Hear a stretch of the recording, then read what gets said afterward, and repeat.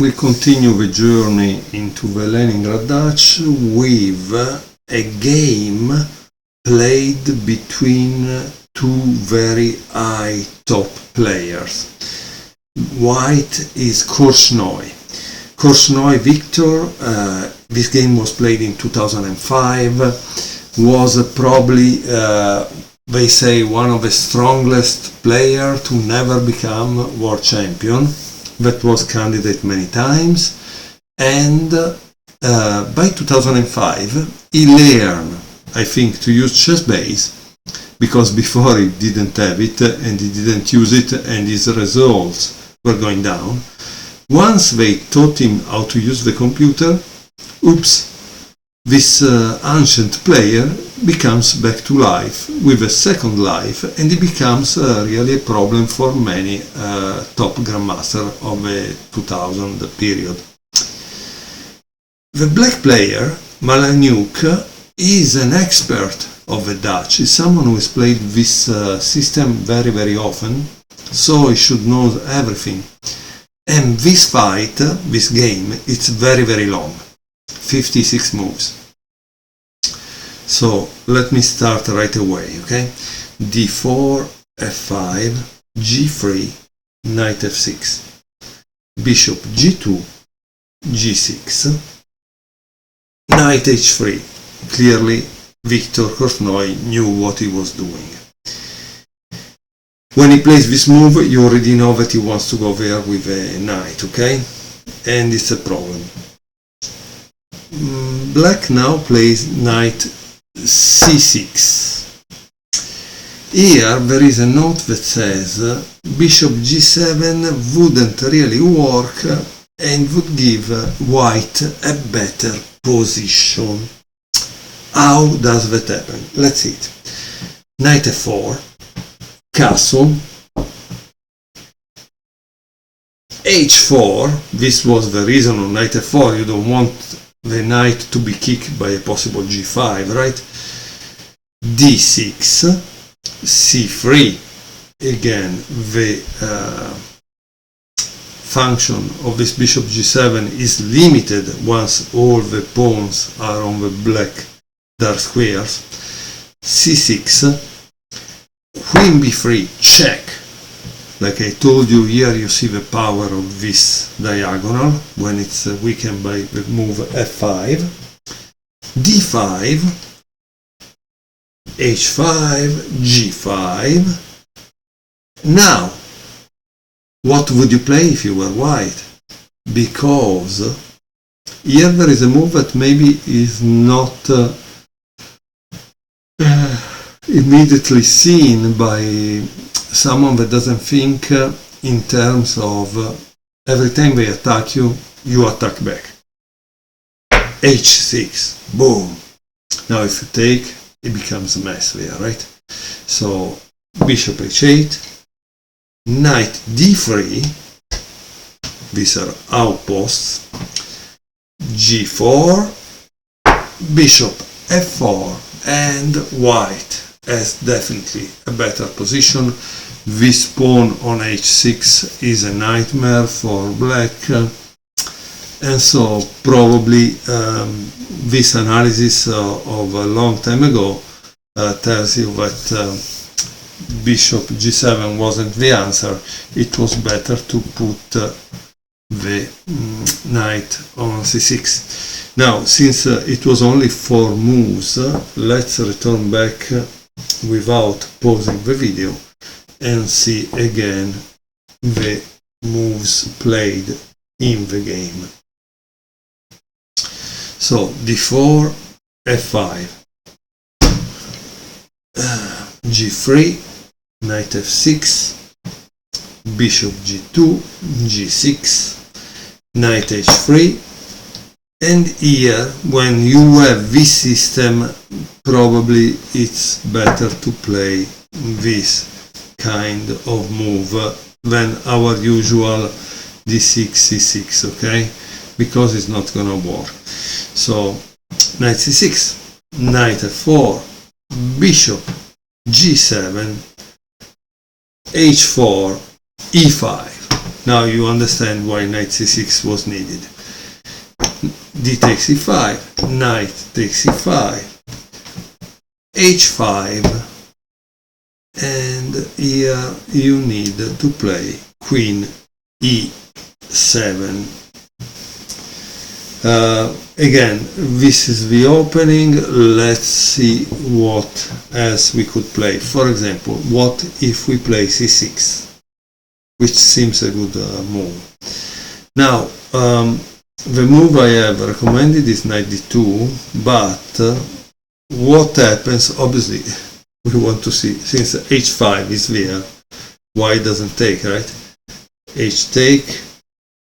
Notice that this is protecting, okay? Rook takes, bishop takes, and here I don't really see how it continues. I think there is a mistake in the analysis. Because it doesn't give any kind of evaluation of this position. Clearly, at this point, black needs to move these people out and castle on that side.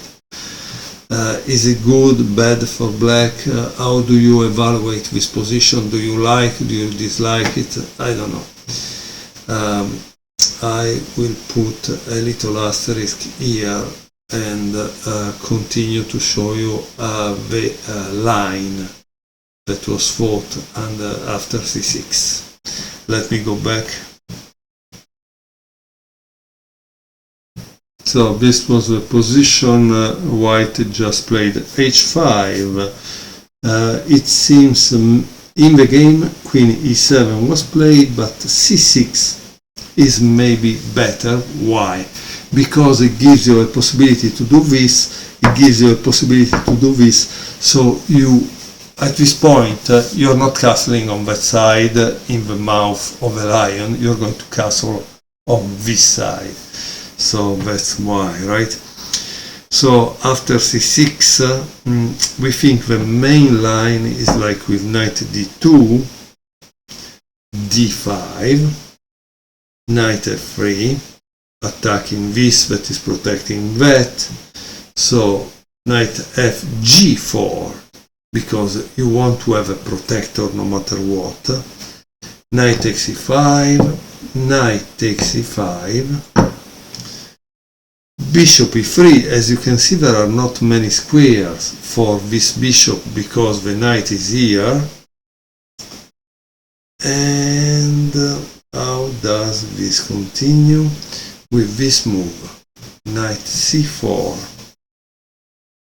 to which continue with bishop d4,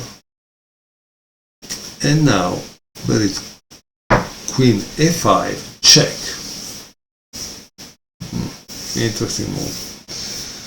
Okay, how do you evaluate this position? Up to you guys.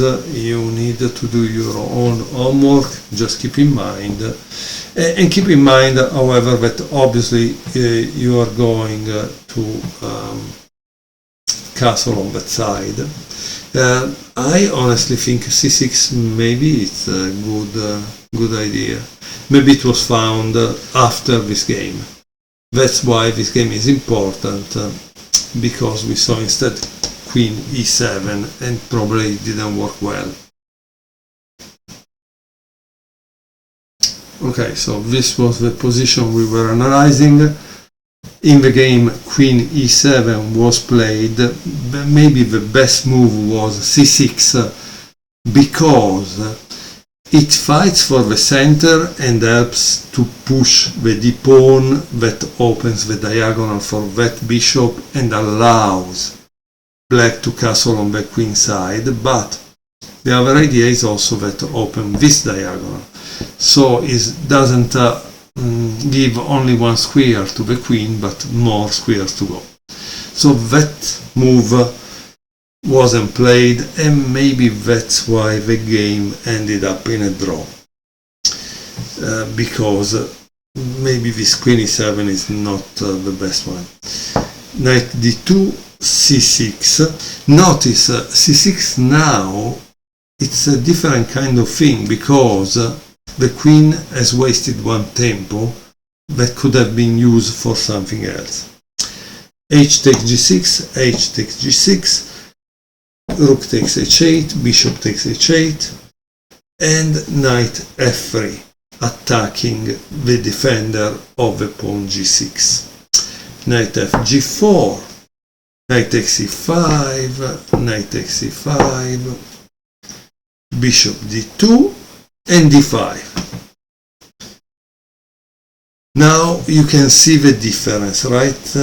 Because that tempo that the white gained with this move now can be used for this, bishop c3. And at this point black played a mistake, that is bishop f6. It seems the line to play was bishop d7.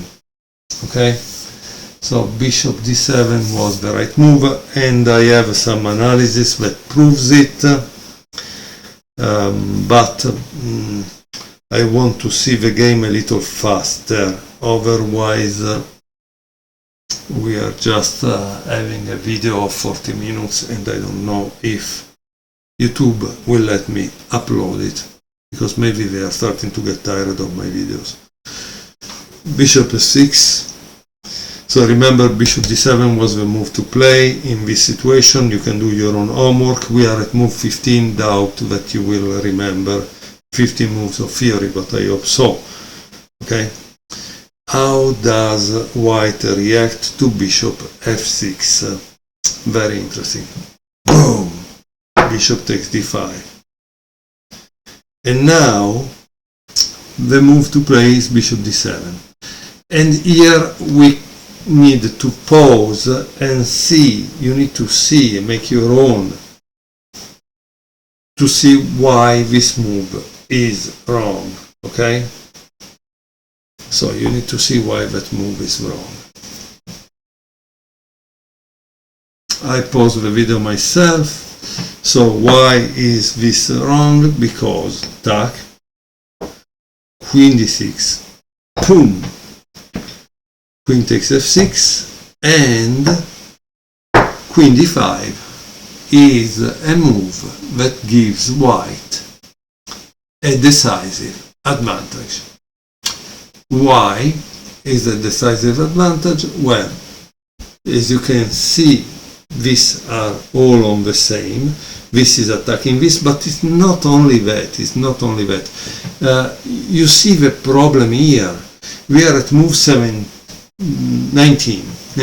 We are at move 19, and black is totally blocked. So white has won the game here. Okay. So I hope you understood and found out why black couldn't take with the pawn on d5. Now let's put back the position as it was. I hope that I put it correctly, because I didn't want to return to the beginning and play all the moves.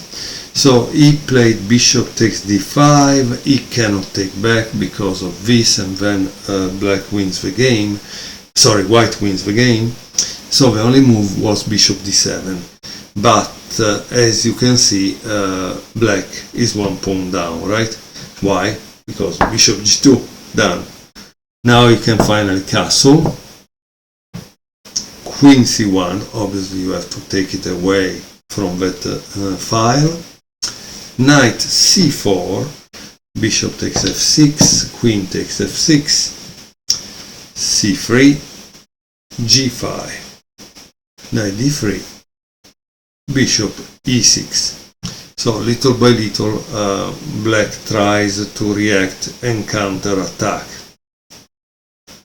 Here probably the best move was queen c2, giving a chance to the white king to castle, but white played b3, to which followed knight d6, oops, sorry, knight c5, bishop f7, queen e3, he wants to castle, knight b5, but he can't, rook c1, rook e8.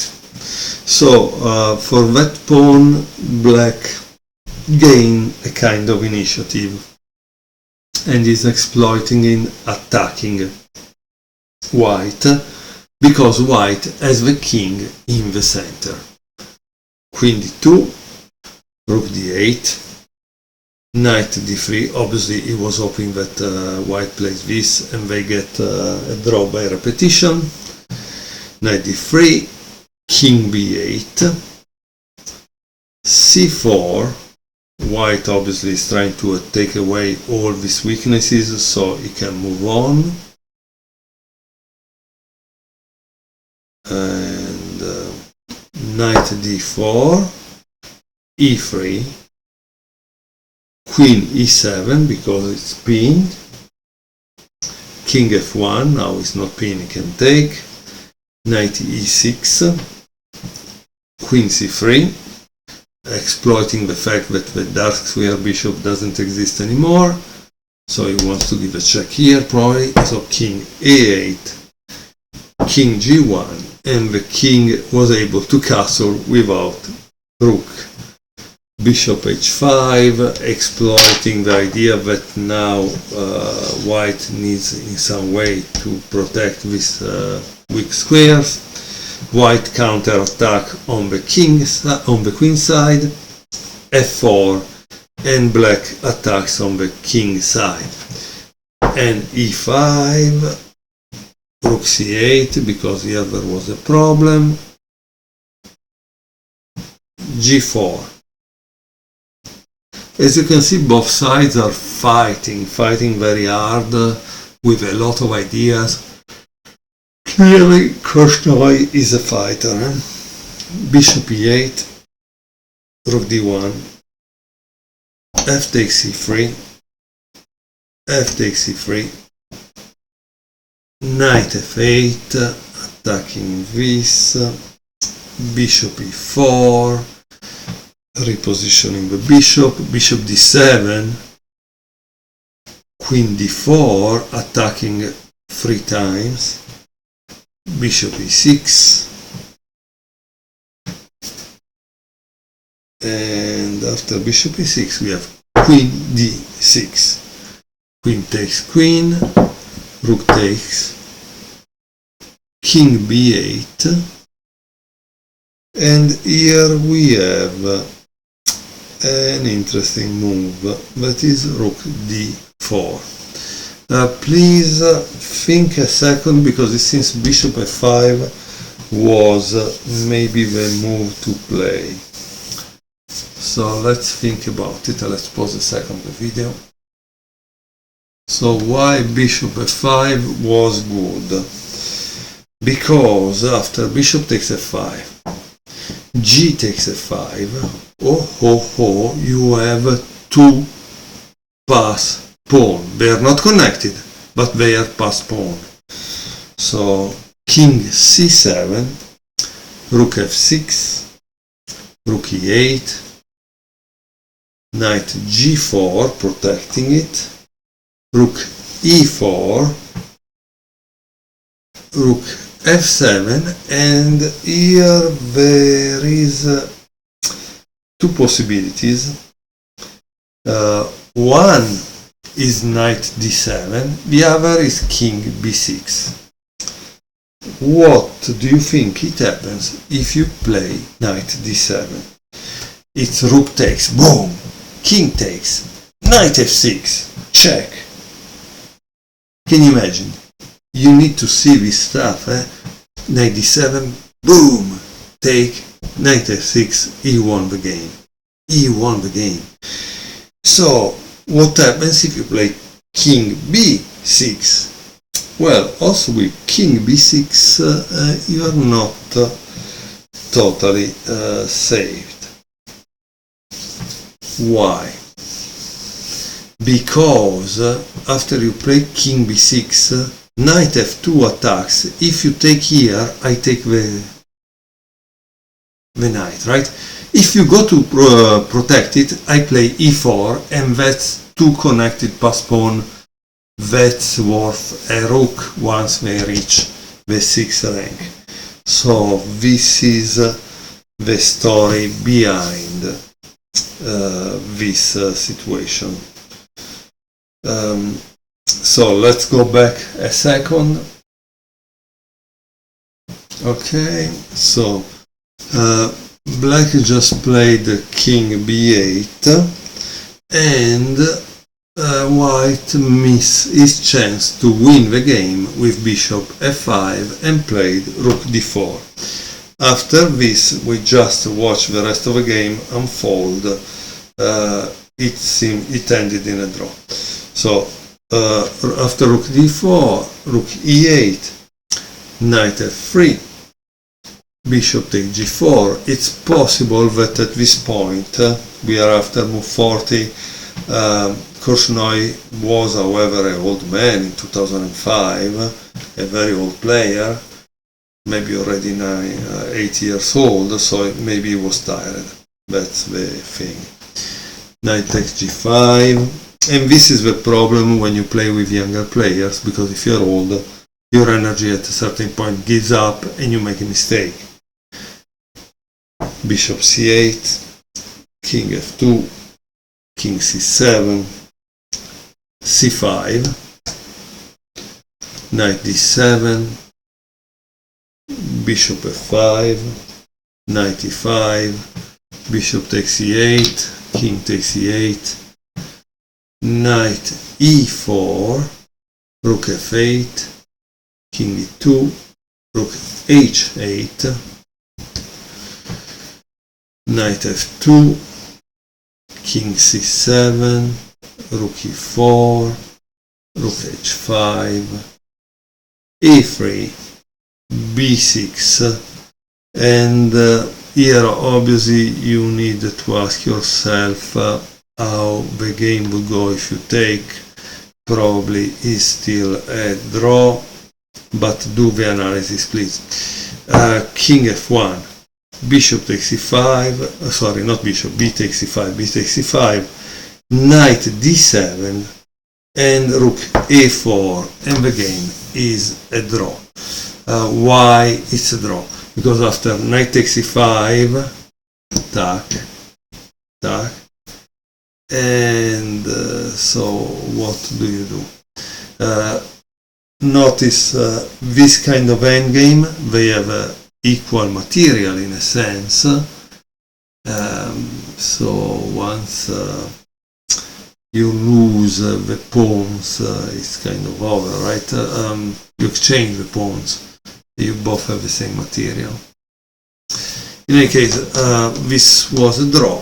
They agreed to a draw, maybe also because it was a rapid, so they were out of time and they didn't want to make any more mistakes in the endgame. So yes, to study the endgame is important, especially today, because the time control is definitely shorter than in Korchnoi and Fischer time. But this game was a rapid, so that's why. I hope you enjoyed this beautiful game, and let's see the next one.